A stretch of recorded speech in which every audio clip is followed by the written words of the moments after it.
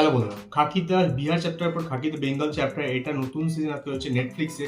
আর এখানে কাজ করছে জিৎ, প্রসেনজিৎ, পরমব্রত, শাশ্বত চ্যাটার্জি, মানে অনেকে রয়েছে, প্রচুর ভালো ভালো, শুধু বেঙ্গল থেকে না বলিউড ইন্ডাস্ট্রি থেকে অনেককে নেওয়া হয়েছে। এবং এটা কিন্তু লাইক খাকি বিহার চ্যাপ্টারের মতন এটাও কিন্তু একটা কাইন্ড অফ অরিজিনাল সিরিজ, এবং এটা একটা অরিজিনাল কাহিনী থেকে বেস করে 90s টাইমে মানে আমাদের ওয়েস্ট বেঙ্গলে কি হয়েছিল সেই উপর বেস করেছে। সেখানে ধরো আমাদের সেই সময়কার যে রুলিং পার্টি ছিল, অপোজিশনে যে ছিল, তোমরা সবাই জানো কে ছিল রুলিং এর, কে ছিল অপোজিশনে, এবং ওই সময় একটা সত্যি ঘটনা নিয়ে বেস করে তৈরি করা। সেখানে এই সময় একজন পুলিশ খুন হয়েছিল এবং সে ভালো কাজ করতেই খুন হয়েছিল, এবং তারপরে সেই রোলটা আই থিঙ্ক পরমব্রতকে দেওয়া, তার যেটা রোলটা খুবই ছোট হবে।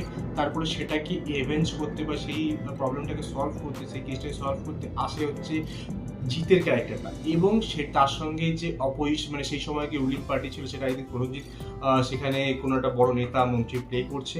সেই সময় I think syndicate and all those thing এবং ডকের বিষয়টা জড়িত হয়, সেখানে আমি শাশ্বতকে আমরা দেখতে পেতে পারি।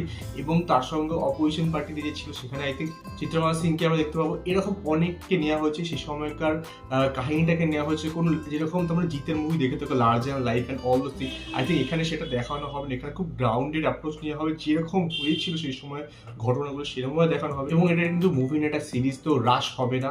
আমার মনে হচ্ছে এটা খুবই বেস থেকে নেওয়া হবে। গানটা, এটা ব্যাকগ্রাউন্ড যে দেওয়া হচ্ছে সেটা খুব ভালো লেগেছে আমার। তো এই পুরো সিরিজটা এটা বিশাল হাইপ হয়েছে অনেকগুলো কারণ। তার একটা হচ্ছে জিৎ এবং প্রসেনজিৎ এখন কাজ করেন একসাথে, জিৎ প্রসেনজিৎ একসঙ্গে রয়েছে, পরমব্রতকে নেওয়া হচ্ছে, চিত্রাঙ্গদা সিং, ঠিক আছে, মিমোকে নেওয়া হচ্ছে, এরকম প্রচুর বাংলা থেকে শুধুমাত্র না বলিউড থেকেও নেওয়া। তার মানে এই সিরিজটা আবার নেটফ্লিক্সে আসছে, যেহেতু শুধুমাত্র বাংলায় না, বাইরে মানে পুরো অল ওভার ইন্ডিয়াতে ভালোভাবে চলবে। এবং অল ওভার ইন্ডিয়াতে আই থিঙ্ক অতটা ক্রেজ না থাকলেও বাংলায় কিন্তু এটা তুমুল ক্রেজ আছে।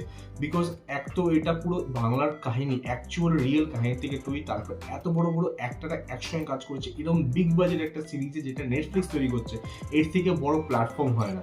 এবং জিৎকে আমরা জানি খুব ভালো অ্যাক্টর, খুবই ভালো অ্যাক্টর, কিন্তু সে জেনারেলি পশুর মুভিটাই ছেড়ে দিয়ে এরকম দু একটা হাতে গোটা মুভি যে ছেড়ে দিয়ে জেনারেলি ও কমার্শিয়াল মুভি করে, এবং সেখানেই ও নিজেকে কমফর্টেবল ফিল করে। বাট আমরা জানি যে ও কি অ্যাক্টিং করতে পারে, ওর ফ্যান বেস লাইক তুমুল। তো ওর কাছ থেকে আমরা আরো ভালো কিছু অ্যাক্টিং, আরো ভালো কিছু মানে ক্যারেক্টার কিন্তু প্লে করার ব্যাপার দেখতে পারি। সেটার থেকে আই থিঙ্ক এই যে লুকটা ওকে দেওয়া হয়েছে, এই যে ক্যারেক্টার প্লে করছে, সেটা কিন্তু দারুণ লাগছে। লাঠি নিয়ে এসে মারছে যে, সেটা কিন্তু লার্জের লাইফ না, যেটা একটা মাল লোক উৎসেটকে চলে গেল সেরকম ব্যাপার না। এখানে কিন্তু লাইক রিয়েলিস্টিক ব্যাপারটা রাখা হয়েছে, রিয়েলিস্টিক অ্যাপ্রোচ নেওয়া হয়েছে। প্রসেনজিৎকে দেখতে ভালো লাগছে, প্রত্যেককে দেখতে সেই ওই টাইমে আমাদের ফ্রি নিয়ে যাওয়া হবে, এবং ওই টাইমের রিয়েল ঘটনাকে আমাদেরকে তুলে ধরা হবে যেভাবে। এটুকু আমরা টিজার দেখলাম, খুবই খুবই খুবই ভালো লাগলো। আর এটার জন্য প্রচণ্ড হাইপ রয়েছে, ট্রেলার দেখলে আরও আই থিঙ্ক বেটার বুঝতে পারবো। এবং পরমব্রত শুধুমাত্র কিন্তু ডায়লগ রয়েছে, আর কারো কোনো ডায়লগ নেই, ঠিক আছে। কারণ আই থিঙ্ক পরমব্রতই প্রথম যে মানে মারা যাবে। তো আমার এই সিরিজটি প্রচন্ড হাইপ রয়েছে। তোমাদের বিষয়ে কি মত, তোমরা কি মানে টিজারটা দেখে তোমরা কেমন লেগেছে কমেন্টে নিশ্চয়ই আনতে পারো। আমার সাথে দেখা হবে নেক্সট ভিডিওতে। ফোন করতে